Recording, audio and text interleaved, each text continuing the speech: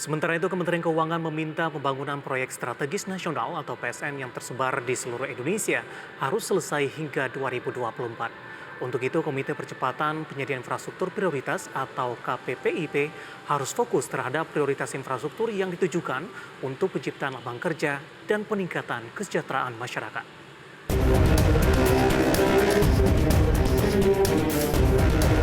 Infrastruktur masih menjadi fokus utama pemerintah termasuk untuk mendongkrak pertumbuhan ekonomi lokal dan nasional.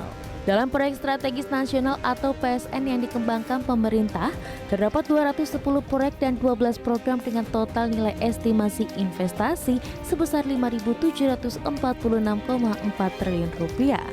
Hingga Maret 2023 telah diselesaikan 156 PSN dengan total nilai investasi 1.080,2 triliun rupiah.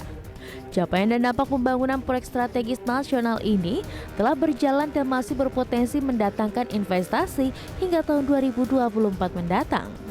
Deputi Bidang Koordinasi Pengembangan Wilayah dan Tata Ruang Kementerian Koordinator Bidang Perekonomian, Wahyu Tomo mengatakan pemerintah akan optimal menyelesaikan proyek strategis nasional termasuk proyek IKN Nusantara dengan memprioritaskan peningkatan potensi investasi.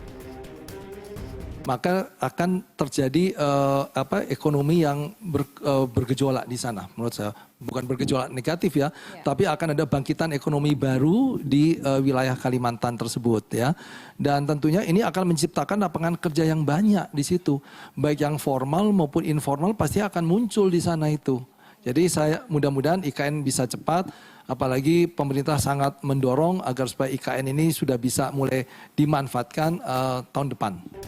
Ketua Tim Pelaksana KPPIP ini juga menekankan bahwa potensi investasi dalam proyek strategis nasional di Indonesia ini harus bisa menarik stakeholder lainnya baik dari dalam maupun luar negeri dengan memanfaatkan infrastruktur yang sudah terbangun khususnya di sektor transportasi.